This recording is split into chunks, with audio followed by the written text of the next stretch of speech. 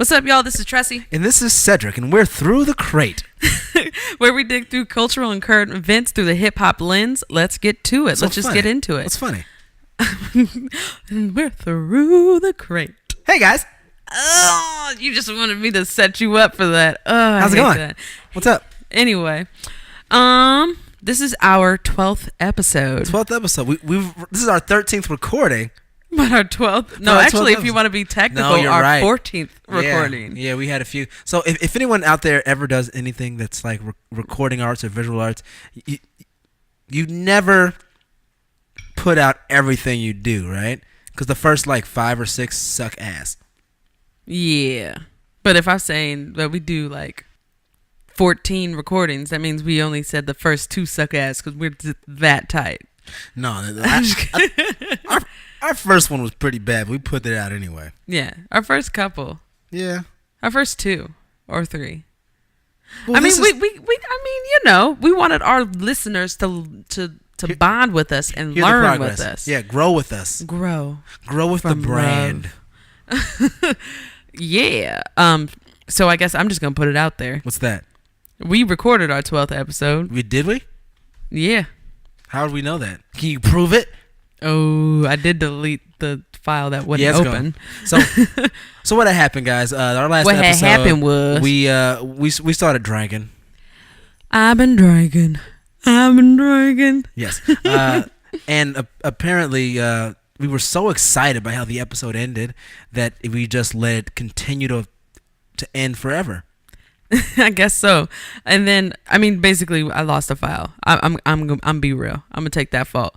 But we about to give y'all a dope ass episode 12.1, 12 or 12.2 point whatever you want to call it. But it's new. So, what the hell are we gonna talk about today? We got quite a few things that we could talk about. We could start in on the fact that we actually talked about a lot of Lil Yatchy last time. Yeah, so I don't know if you guys were paying attention. Lil Yatchy did this interview.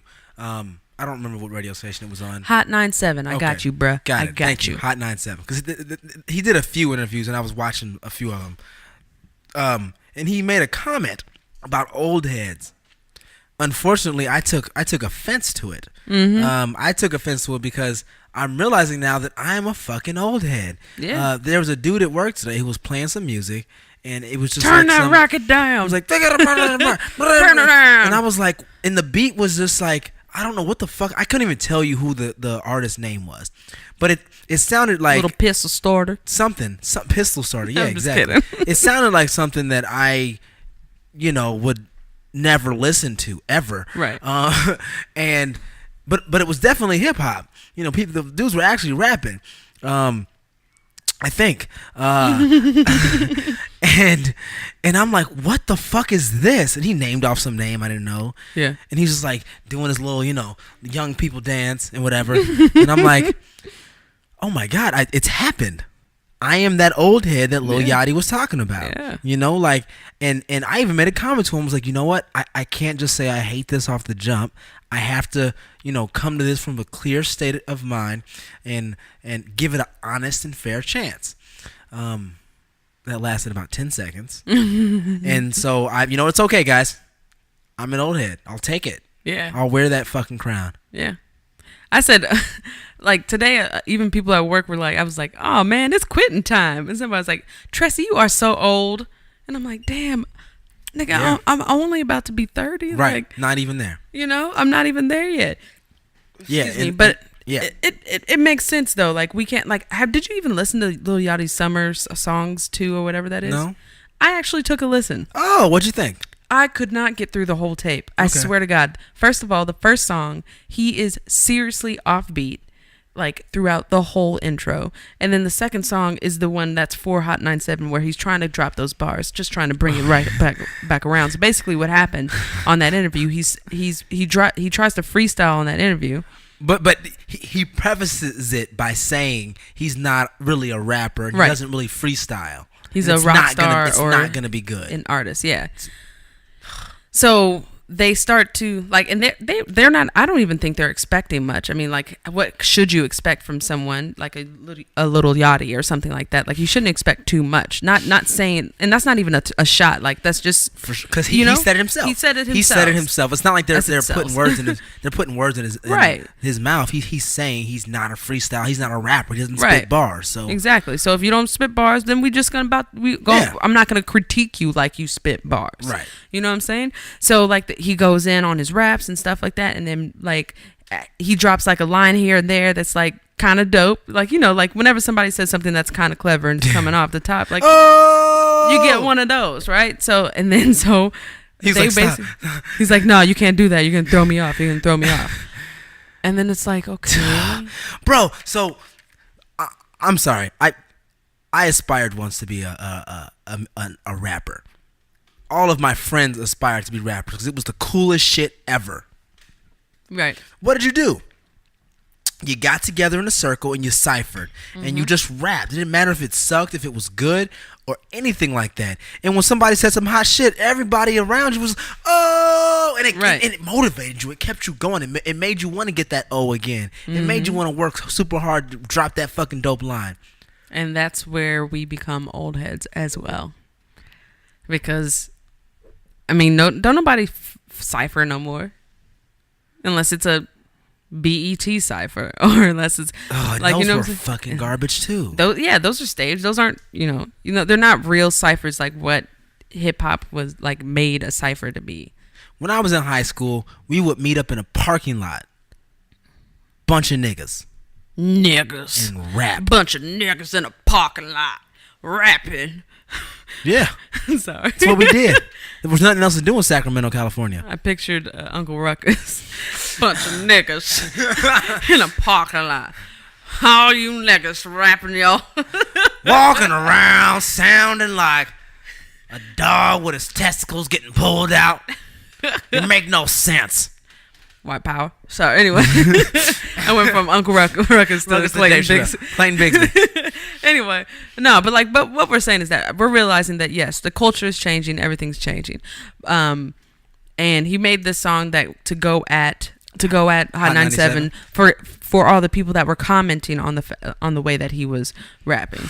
And then also he went on another radio station, I believe, and just went in and said like these old heads needs to just stop, like they're just old, and like the youth is what's the culture is now, and blah blah blah blah blah, and all that shit. He said that he doesn't have to spit bars. He could just say yeah on a track. Yeah, and it'll be good. But one thing is one thing that I actually heard today, that Snoop Dogg's, or not, I think it was Snoop Dogg. Who said it? Ooh, some old head said it. It was somebody. I really want to remember who said it, but I was listening to an interview today, and they were like, you know what? No matter what, lyricism will always prevail in hip hop, because these little trends and fads will keep going and coming and all that other shit. Like, you haven't heard of some, like I can't even tell you a one-hit wonder from back then, because they're not even here right now, you know? Who let the dogs out? Who? Right. Like, just, you know what I'm saying? Like, Lil Yachty might be here for the next, like, 5-10 years. Whoa, 5 or 10? Maybe. I'm just getting, but, like, let me continue.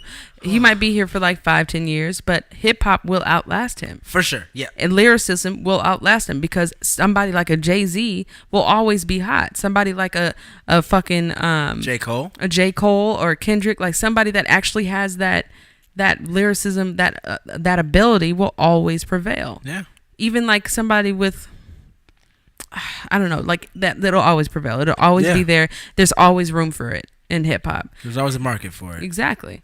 And because that's the essence. It's always going to circle back no matter what. Man, it's just, yeah, you know, I guess you're right. It's just, you know, when I hear people who are popular and who have the ear of the youth, and I see the reaction that the young people have to this type of buffoonery, you know, it's just like, it makes me worried. Yeah. I get worried about the culture, you know. It's like it's something I care about, you know. And so when I see people kind of just acting all willy-nilly about it and saying, oh, fuck, in what, in my opinion, is the essence of it, like you said, the lyrics and you know, the whole vibe and everything. If they say, oh, it doesn't matter about that. It's all about the beat. It's all about just the, what I'm trying to create on the track. It's like, I understand that. I totally get it. There's a time and a place for different types of music. But it's like, damn, dude, that can't be all you listen to. Right. There's got to be a balance. And I think that's the one thing that I think that I'm scared of as well when it comes to it, is that, the balance is not being met.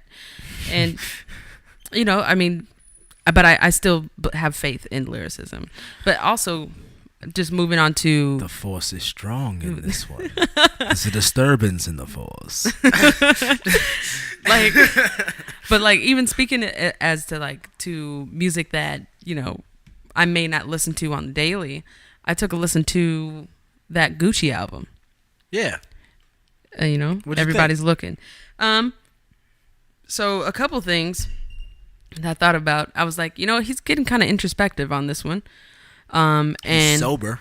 Yeah, and that's what a lot of people are saying. Like, since he's sober now, he's actually able to. You're actually able to hear him in what he's saying.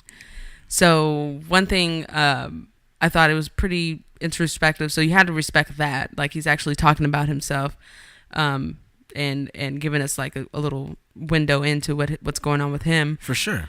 And another thing I thought that, he's got a little wordplay in it, know, I don't know why this stuck out to me, but he goes, sold my first 8-ball and bought me my first pair of J's. Mama cussing out these disrespectful ass J's. I was like, oh, look at that. The J's and the J's, No, I get it. But you know what I'm saying? And to be honest, I don't listen to Gucci that much. Yeah. However, what I have listened to from him has never been very deep. And not saying that this lyric is deep, but there's a play on words. Yeah. And I don't hear a lot of play on words when it comes to him. For sure. I mean, usually it's straight to the point, and that's his style. That was his style.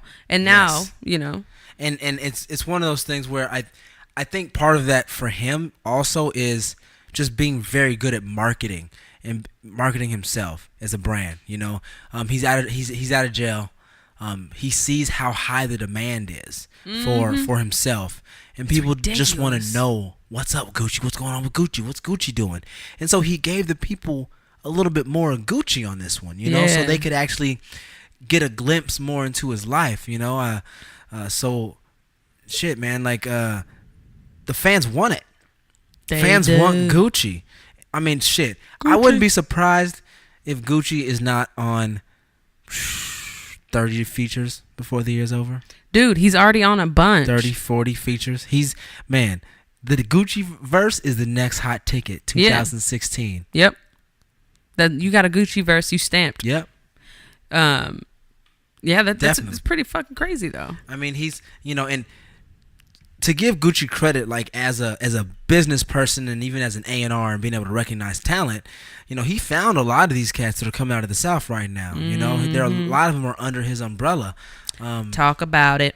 I mean, who was it? Young Thug. Talk about it. Travis Scott. Talk about it. Who else? Well, that whole camp. There's. Yeah. I mean, Waka. Yeah, Waka. Gucci, Gucci and Jeezy did not like each other, but somehow I liked Jeezy more back in the day. It was easier to listen to him. He had a better. He was lyrical. And that's why we liked him.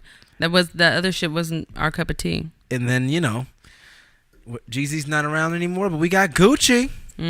So Gucci. But yeah, man. I mean, I'm not I don't listen to Gucci on a regular basis. But he is a freaking hood king. Hood god. Yep. He owns the streets. He's probably one of the realest street niggas out there in the rap game. Dude, he had a chick come to his house. It was a setup. They're in the bedroom. Have you heard this story? Go ahead, tell me. He's in the bedroom with the chick. 2 niggas run up in his house, armed. They're trying to jack his shit, and it's allegedly this happened with. These are young. Jeezy set him up, apparently.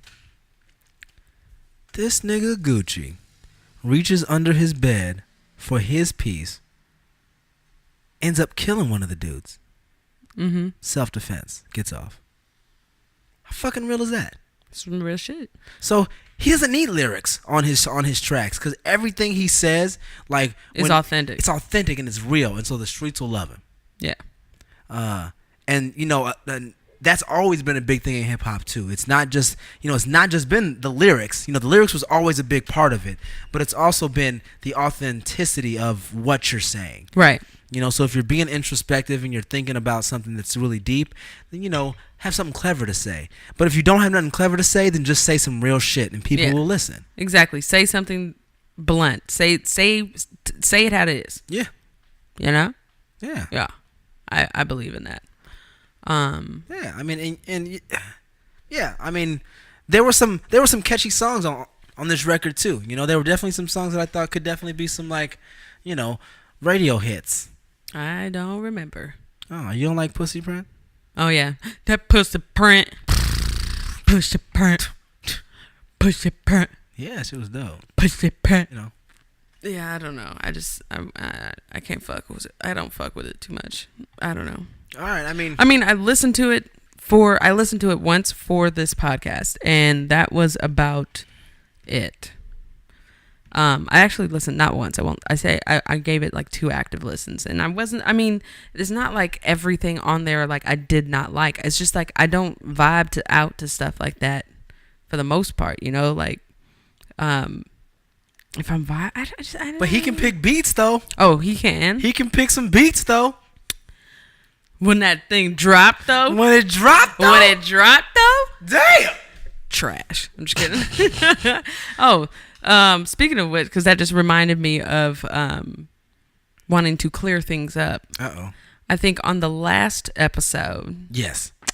I said that Back to Back was not a top 20. Oh, you did say that. So guess what? What? I'm going to retract that statement, and I will let you know that it is a top 20 song. It's a top 20 diss song. Yes. I will admit that. Okay. However, I feel so much better now. I don't know if it's a top 10. It might be up there.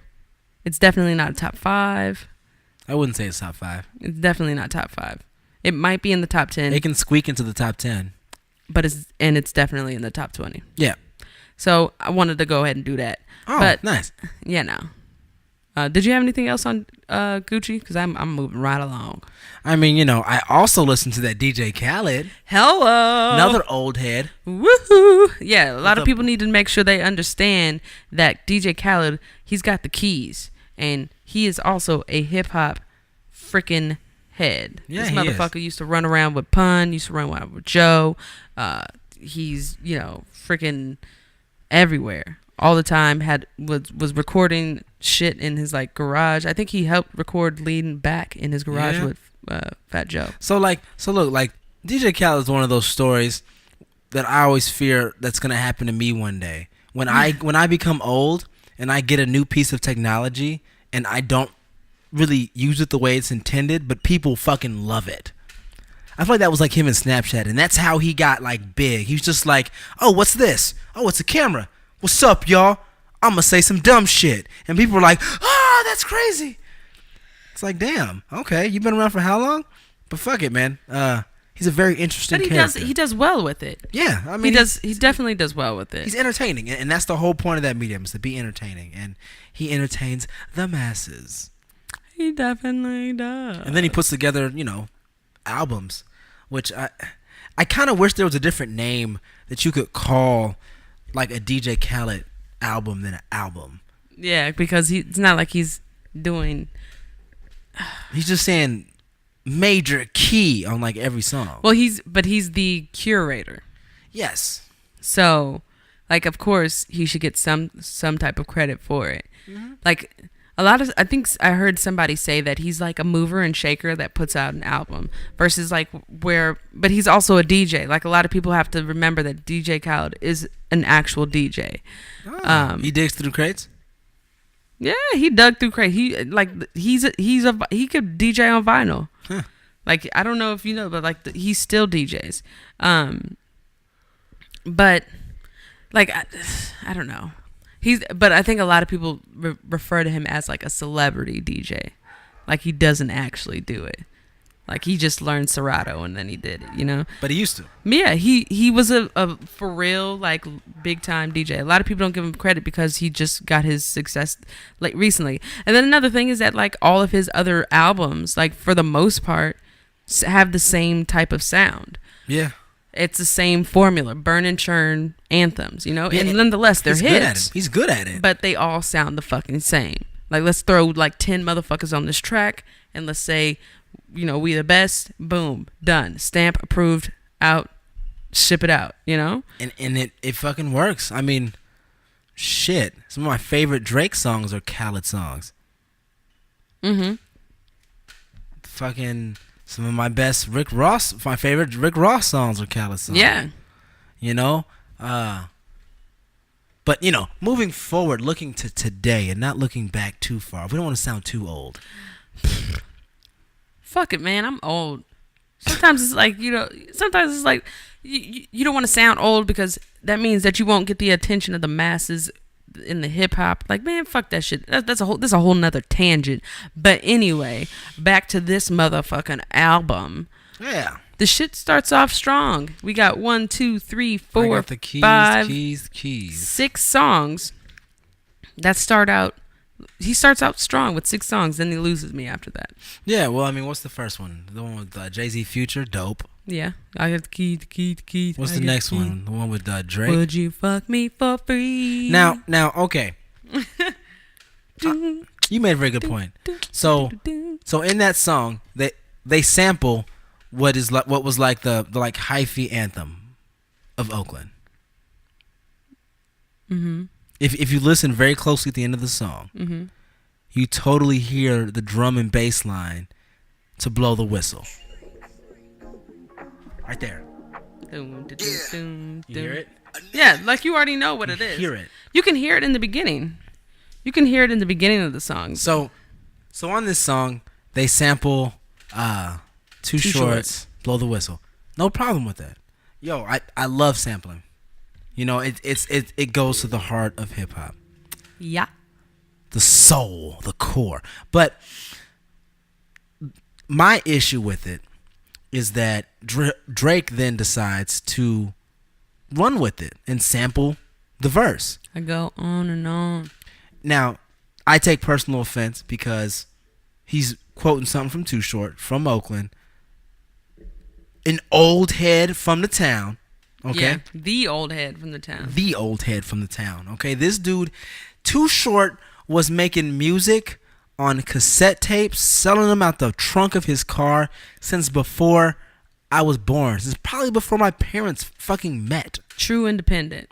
Like, legit independent. Like, people think that they're independent artists now. Like, nah, nigga, that was an independent artist. He recorded, mixed, mastered, and put that shit out himself. Yep, the Bay Area birthed the independent music route. Making music out the trunk. Trust me, growing up, everybody had a goddamn label. Everybody had a mixtape. Everyone had an album. Everybody was selling some shit, and a lot of these dudes were actually making okay money doing it. Yep. And then Master P came out to the Bay Area, moved to Richmond. He, started fucking with people, got his independent game from them, and then went back out to the NOLA. Like, there's a lot of history with all that. But yeah, go on. So, that's just to give you a background of how deep to me, the Bay raised y'all niggas. Raised it, right? We raised y'all motherfuckers. All y'all motherfuckers are sons, motherfucker. You think you independent now? I'll show you independent, motherfucker. Damn. I know, right? Okay. Look at Tina's face. But so why it hurt me so much that he copied the lyrics is because it's actually twofold. One, it's Too Short. And I just, it's just like, I fucking love Too Short, man. And that was one of his more recent songs, but it was huge. And it was huge to the culture of the hyphy movement at the time. So, how dare you do that without throwing out a line that says, like, shout out to Too Short or something. That's probably me being a little petty, but that's fine. My second issue with it is Drake. It's always Drake. No. So, if you're known for stealing cars, if that's like you're a notorious car thief, okay? Grand Theft Auto. If you're a notorious car thief, you don't walk through a parking lot in broad daylight and steal a fucking car with people, unless you're Drake, with people around watching you, unless you're fucking Drake. Like, and so if Drake had not, this whole like writer allegation thing had never come up, right? You know, if no one ever knew that Drake had ghostwriters and he was possibly not writing his shit, or that he had a team of people working for him that helped him put his thoughts together, then I'd have no problem with this. The thing is, we all know about this now. There's all these rumors, and you know, it's not even rumors. Like we've got the fucking reference tracks. We have the reference tracks to prove it. So the fact that we know that, why are you still doing it? Like, well, is it not a blatant like? So do we just assume that he's paying homage because of the beat and the lyrics being that way? I'm just hating at this point. A little bit. Okay. Yeah, because that's what I was going to say. It is. Yeah. No, and I'm okay with that. Mm-hmm. I'm totally fine with that. You're funny. I'm cool. Yeah. Yeah, but I mean, because I mean, it's blatant enough that. Well, like let's be honest. Drake steals fucking waves. He does. He's riding now. He's riding the dance hall whatever wave. He tried to come to the Bay with that wave when they did Motto, and we were like, nah, son. Right. That's it. That's all you get. But he got cosigns from everybody, and that shit pissed me off. It pissed me off too, especially having Tyga in that motherfucker. Well, sorry, it was just so many contradictions. Tyga's a label mate, so that one I understood. But I understand. But there's no authenticity anywhere about that song, and the only reason why it was okay is because it was Drake. No, I'm not even going there. The only reason why it was okay is because the OGs signed off on it. Right. Okay. Right. You know what I'm saying? So, but they only signed off because Drake is fucking huge. I hope not, because real niggas don't do shit like that. But I mean, industry niggas, you have to understand. But but then you're calling E40 an industry nigga. He is. I don't think he's I don't know. That's a whole nother conversation. Okay. He's been in the industry a long time. Yeah, but that doesn't mean that he's got to be an industry nigga. To be relevant and to stay relevant for a certain amount of time, you got to have at least a little bit of it in you. You know? And that's not even throwing shade. That's just like being honest. Like if you're in the game, you got to play it a little bit to stay in it. Got to play the game. But anyway, back to, this song. Yeah, so I'm just kind of low-key hating. It's fine. That's cool. But, it's just... It just hurts my soul, man. It's like too short, man. Me for free. And so, okay, last point here, guys. Sorry, and then we'll end this fucking Drake thing for now. It's the fact that the song is so old. I feel like 90% of people who hear that song don't even pick up on it. They have no fucking clue what it is. So it's not like you're referencing this like song that was so big that everybody fucking knew about it. You're referencing something that was big in a smaller market. I don't think so, because that song was big everywhere. The thing is, though, that song was huge everywhere. The thing that I think it is, though, is that nobody does research now. Nobody cares where it comes from, and that's where we circle back to being old heads, because we recognize exactly what's happening with that.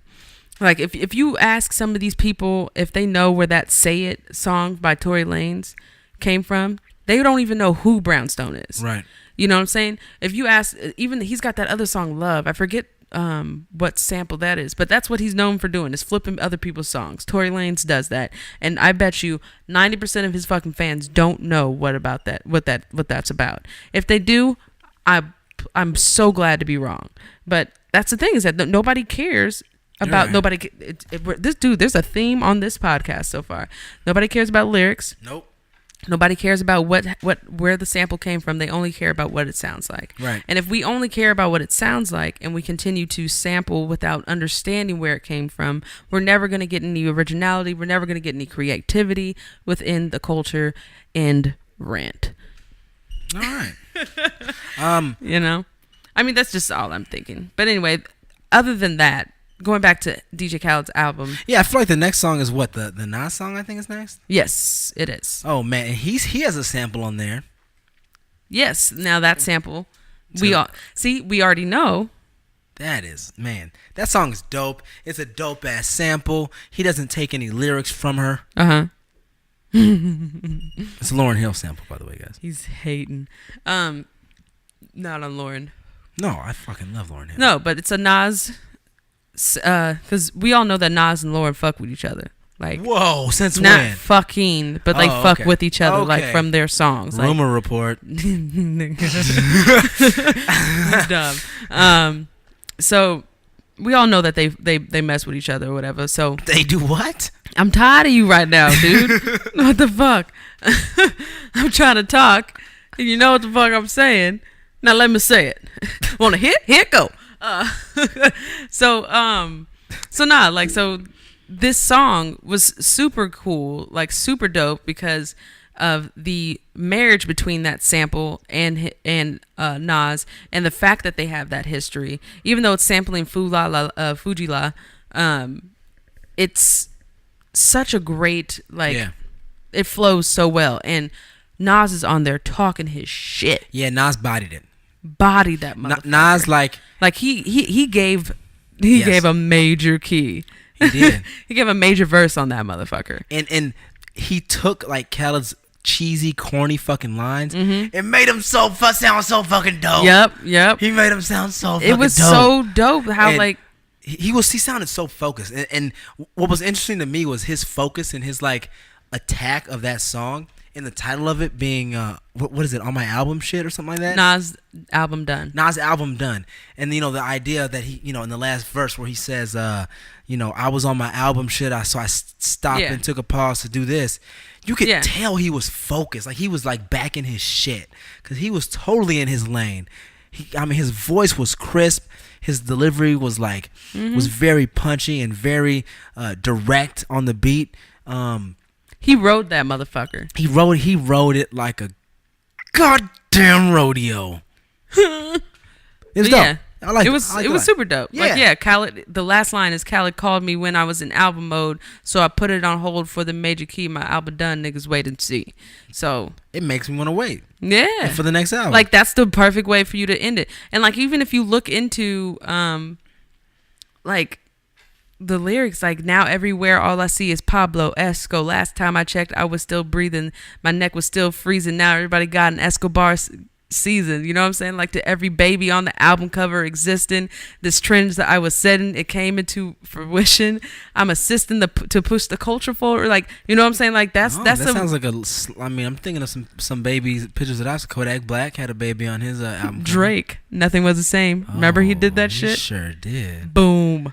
Bars. Shots. Everybody's putting shots at Drake. It don't matter. Nah, we just digging, but no, that's not a dig. That's actually a good find. Dig through the crate, nigga. Moo. So yeah. I also like how I just love my signature fade with the bevel blade. That's a major key. Like, the way he says that shit. Like, he's like, nobody. You know what? I will say this: nobody says some shit like a New York rapper. Like, nobody has that swag, like that look, like, nigga, I own this shit.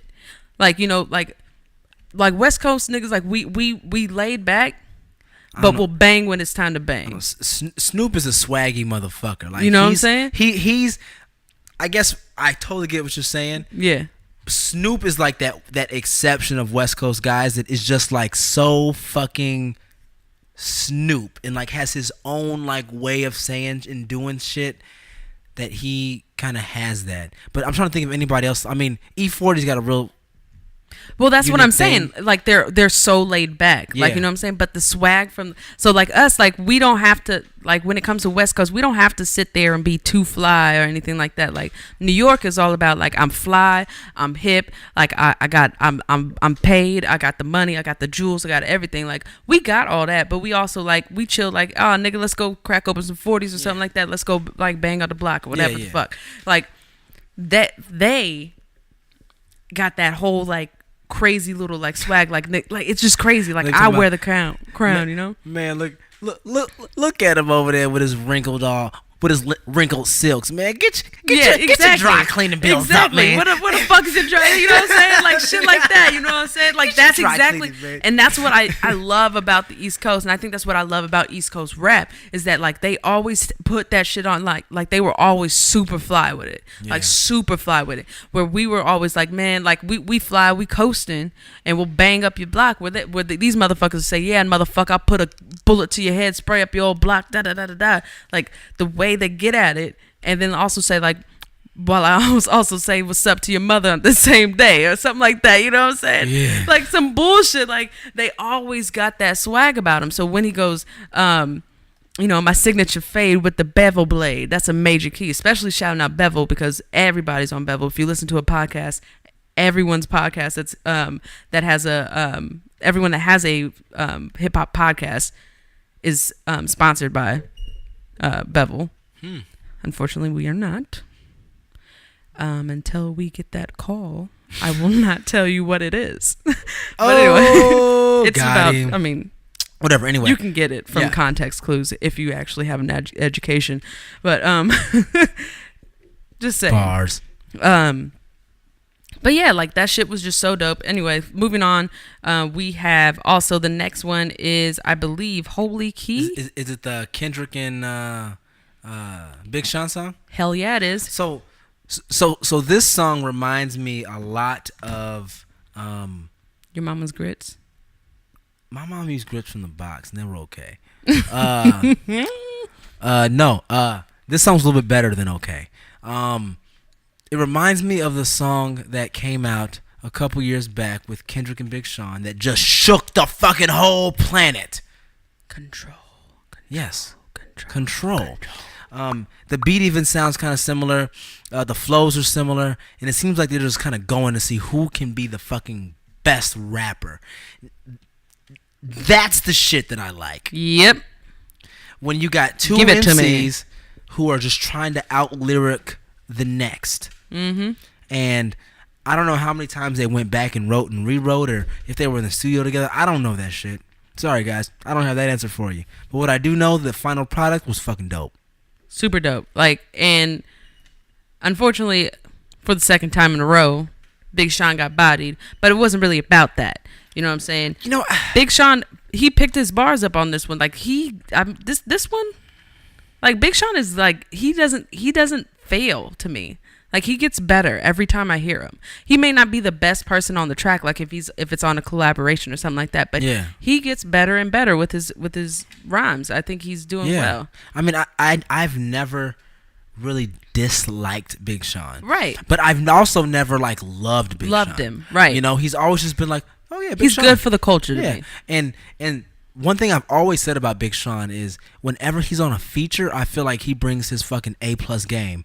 Like some of his feature verses are just like the most notable. Yeah. Whoa, you made that song. But then I listen to like each and every project he's put out, and cohesively as one piece, he's like I feel like he can never really put it all together. Right. I feel you. Yeah.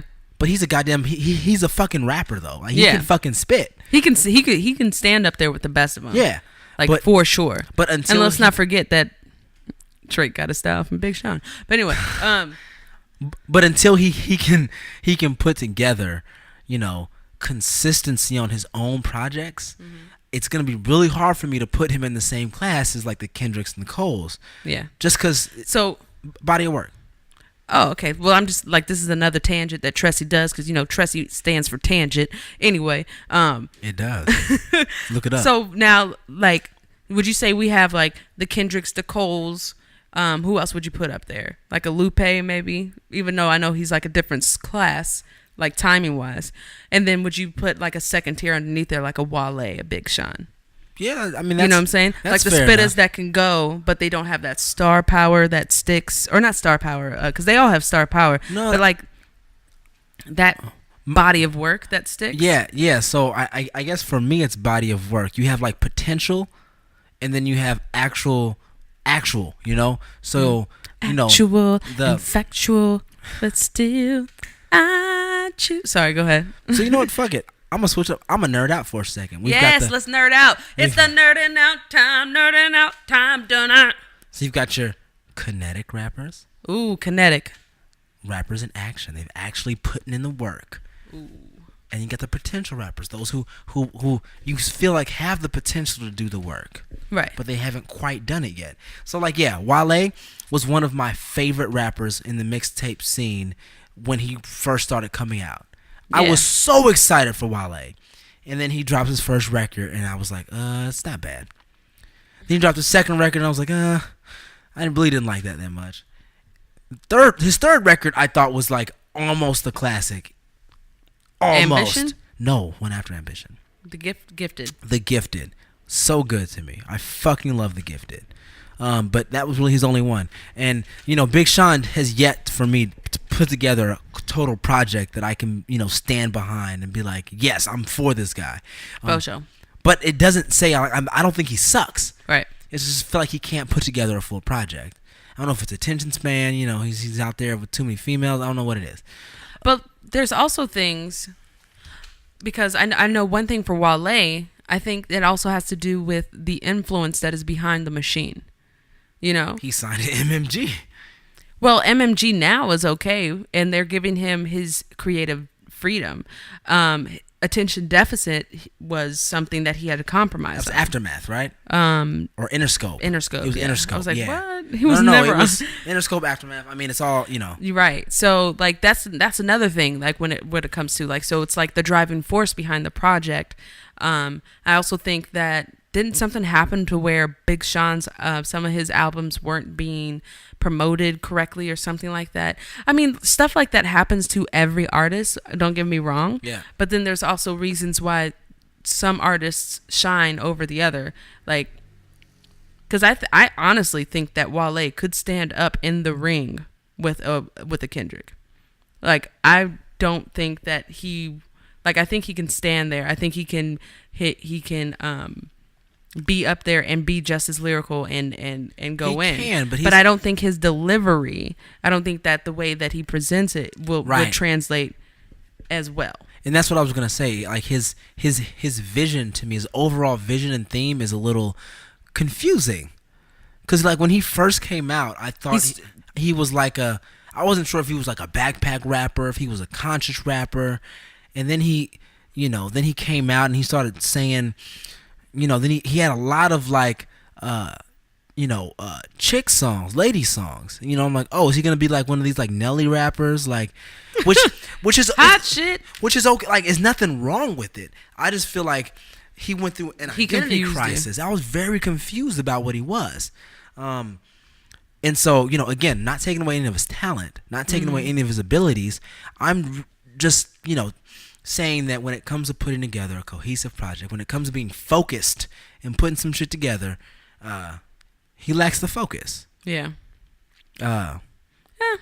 I mean, like I can't disagree and I can't agree. I'm just gonna like leave it that. Even the song that was on Khaled's album. Did you like the Wale song on this on the Khaled album? Oh my God, Wale is on here. Yes. Oh, that's right. That's right. I believe he was on the song with Big Sean, wasn't it? Mm-hmm. Which no. No? He's on the one with Wiz Khalifa. Oh, yeah, see, I don't like that song. Yeah, he's done that shit. Okay. Nobody likes that song. Okay. Yeah. Okay, got it.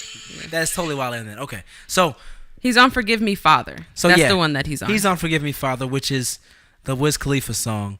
And what's interesting to me about that song is you can totally tell it's a Wiz Khalifa song because ever since Wiz made that fucking song for that movie, Fast and Furious, he's been trying to like recapture. He saw the money from that motherfucking song. Yeah, he was like, trying to recapture that like stadium rap song.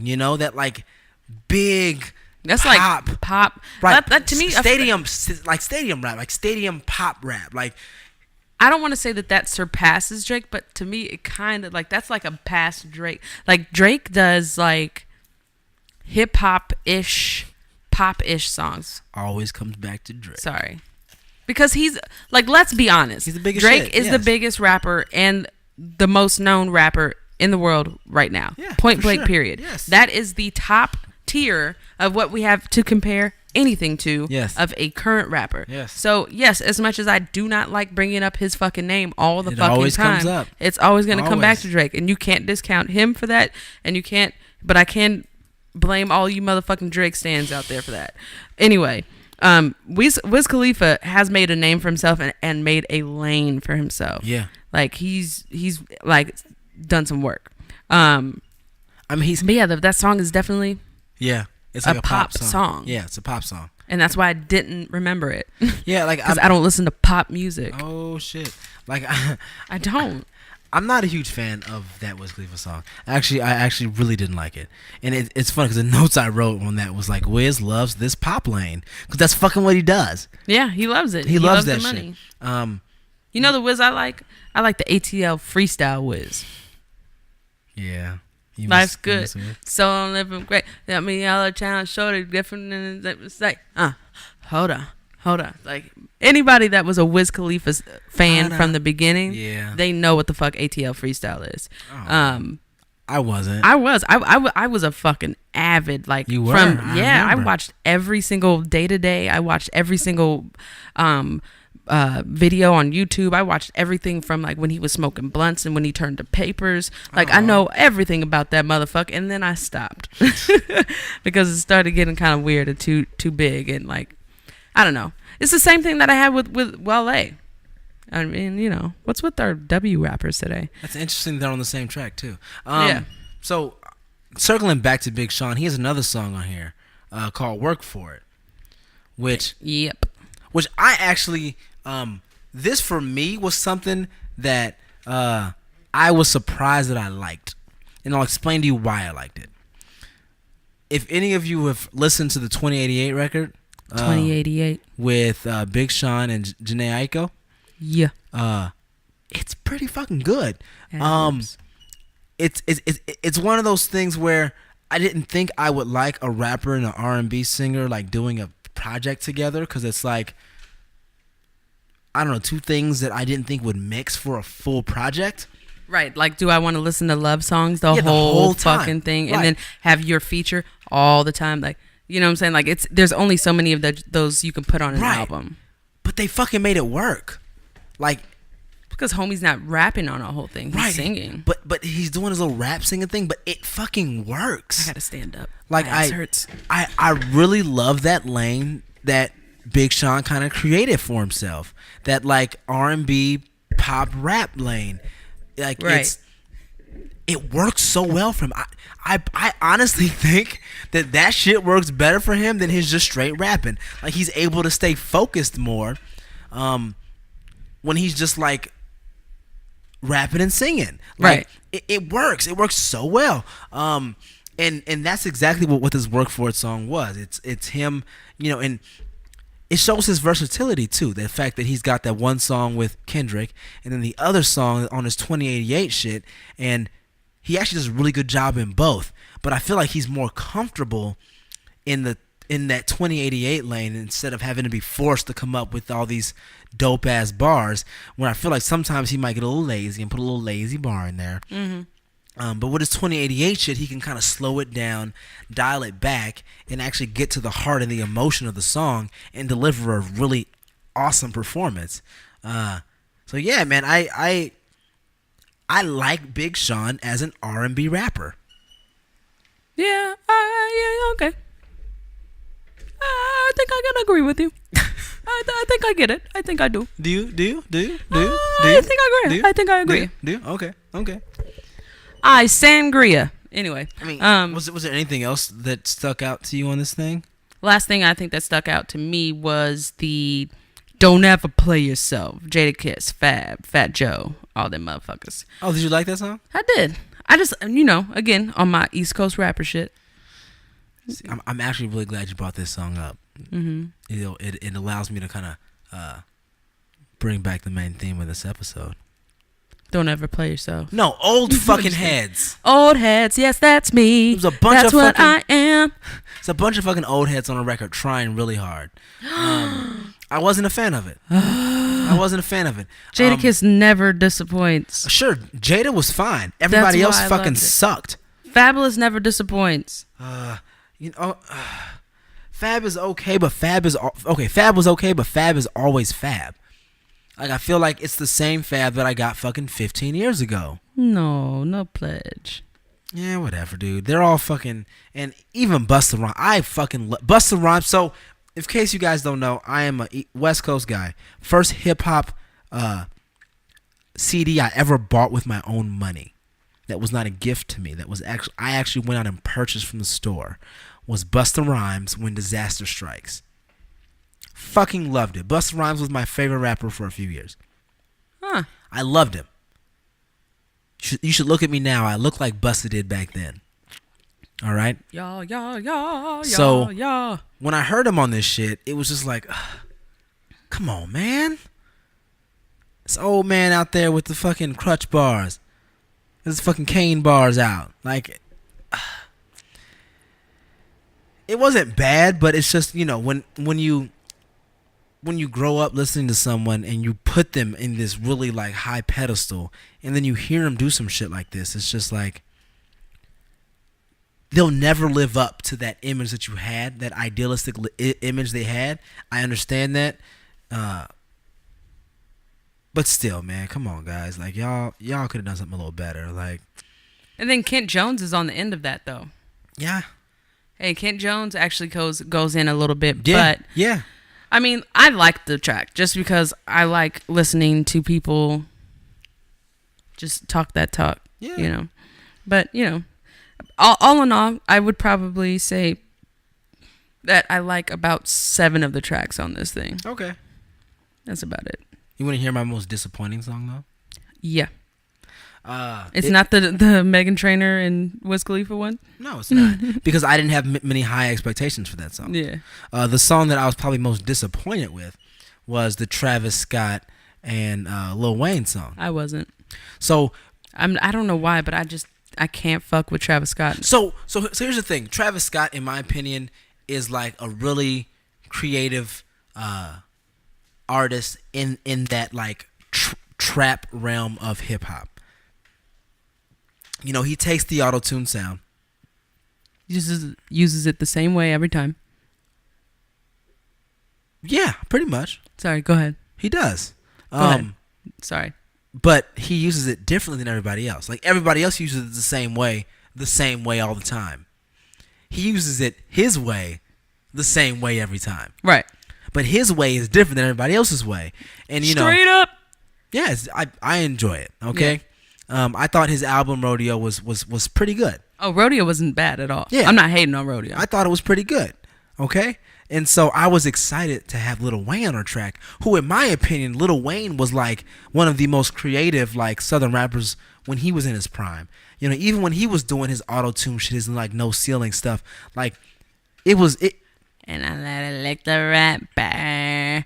Sorry, go ahead. It was creative and it was different, and it was like a different sound, and I enjoyed it. It made good music. So I was like, oh shit, we got 2 creative heads going in the studio. We finna get some shit. Right. On paper, that song does look like it would be like an automatic hit, an automatic banger. Or something crazy. Yeah, like automatically or, like... Or like... You're automatically going to want to do something with that. And listening to it, it was lackluster. It did not provide... It sounded like a Travis Scott leftover song. Like a side B Travis Scott song with some like leaned out fucking Lil Wayne verse on it. It was fucking terrible. I mean, let's be honest. Every Wayne verse we're getting nowadays is leaned out. But yeah, like that's probably why I wasn't so super like. There was no edge to it. Yeah, there was no edge to it. It was, and it's like 2 of the most edgy people that are in hip hop. Right. So it was kind of interesting. But yeah, all in all, it started out strong. This was the best Khaled. I'm sorry, I'm kind of skipping over your song, but I'm done. Dude. You're done with it. Okay, yeah. So like, but yeah, all in all, this album was the best Khaled album I've listened to. I've only listened to a couple, and I'm pretty impressed with this one. I haven't honestly listened to another Khaled project all the way through. I just listened to this one because, you know, we were going to talk about it. But previously, I've listened to the singles from his other records, and I enjoyed the singles. And I'm kind of feeling the same way on this one. Like I enjoy a handful of these songs a lot, and then there's a few that I'm just like, what the fuck, and the others are just kind of like, eh. Well, that's the thing, is I think that's what let's be honest, that you can think about when it comes to DJ Khaled, is that if you listen to his singles, you know what his album sounds like. I mean, he has a couple of gems here and there. Like there's a song with, I can't even remember. I'm not even going to try and do that. But like he has a couple gems here and there. But for the most part, that's what his albums sound like. They have a specific sound, which is fine. Like he found his niche, he found his brand. It's just not for most people, or not most people, not for me. Not for you. So we got a couple more minutes. Let's just talk about some of the like quick things that happened in hip hop recently.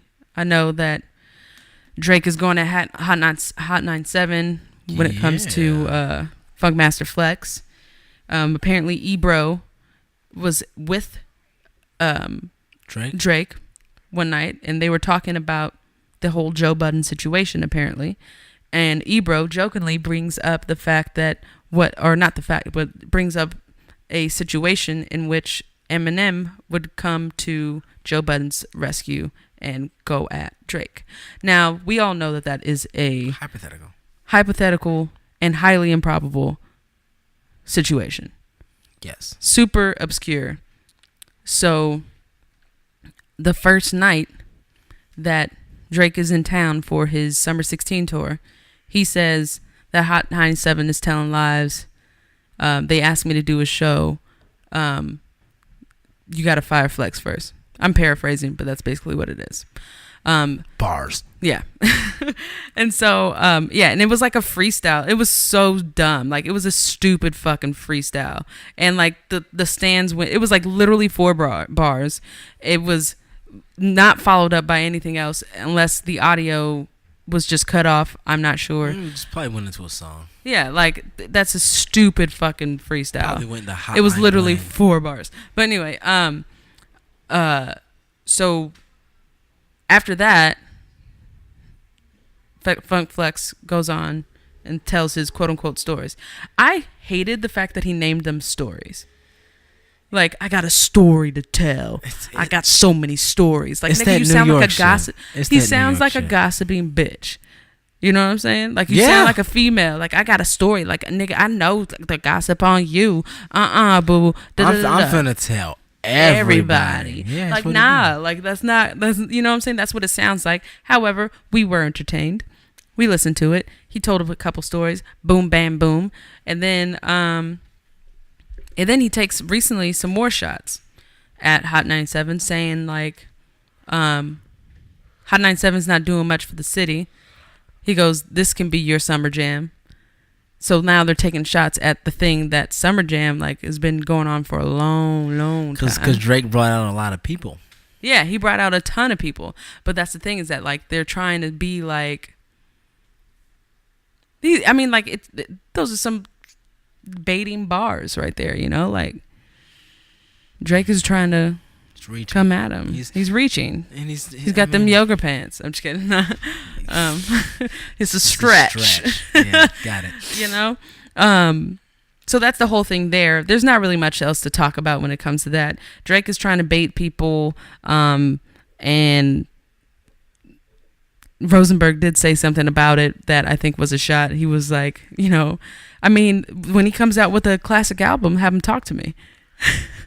Got him. Right? And I was like, ooh, that is a shot, because that is so true. He's not had one. Not near one. Not even one that comes into, like, the conversation. Like, you can't even take a single Drake record and be like, you know, nah, bro, this one was like... this right here, though, nigga? No.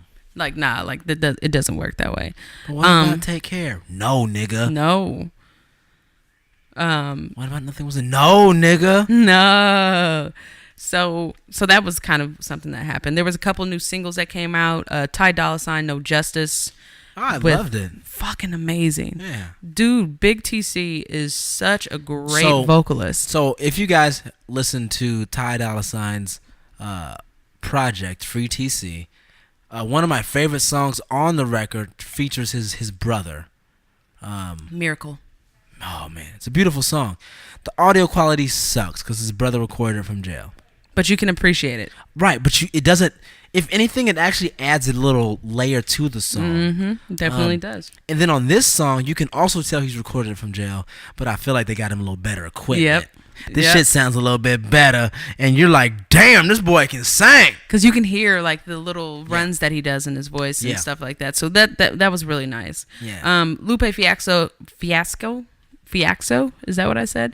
Lupe put out a new song. He put out a song called Pick Up the Phone. I listened to that one. It was pretty good, but I haven't sat with it because, when Lupe comes out with a song, you got to sit out with that motherfucker for a while. At least like 2 or 3 months. Yeah, you got to dissect that motherfucker. So we'll get to that later. We'll get back to you. Who else came out with a song? Isaiah Rashad came out with something. It's called Free Lunch. That motherfucker is dope. Yeah, dude, TDE is coming for that ass this year, guys. And we are TDE stans, but to be honest, like, who else is fucking with him? Not much. So yeah, definitely check out that Isaiah Rashad too. Yeah, and it's coming. I actually have a speculation because TDE put something out saying that there's going to be a release in September coming from them, and with them pushing this free lunch, I'm hoping that they're going to push an Isaiah Rashad. However, we haven't heard anything from Solo. We haven't heard anything from SZA.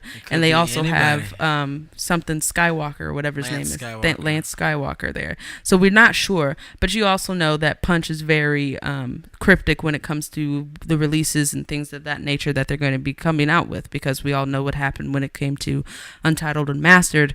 We thought it was going to be something else, and it was another Kendrick project. So that was just my speculation as to what might be happening. But I definitely would love to hear some more music from Isaiah Rashad. I bumped that Sylvia demo for a long time, and I just hope to be able to go back to that and move into a new album. Hell yeah.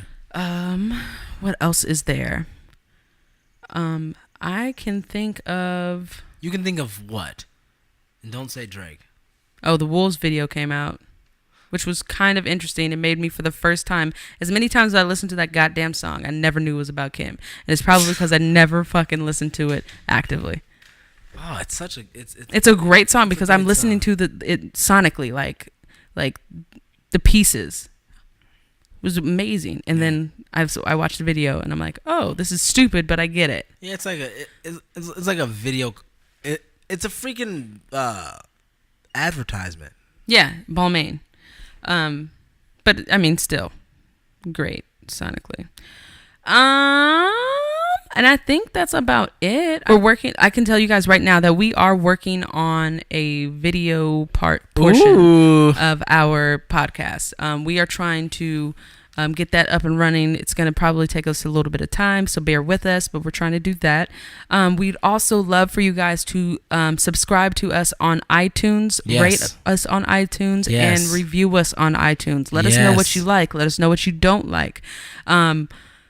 Just please, just give us some shout outs. Let us know what's up. We also have our website. We also have our Instagram, Twitter. Yes. All through the crate, throughthecrate.com. Yes.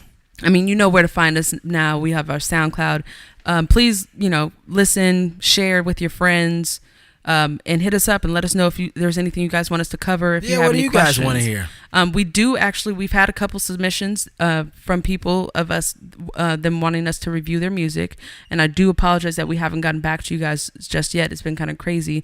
As you can see that we are recording this 12th episode for the second time. But we will be getting to you guys as soon as we can. So bear with us. We love y'all. Yeah. I'm out, motherfucks. Deuces.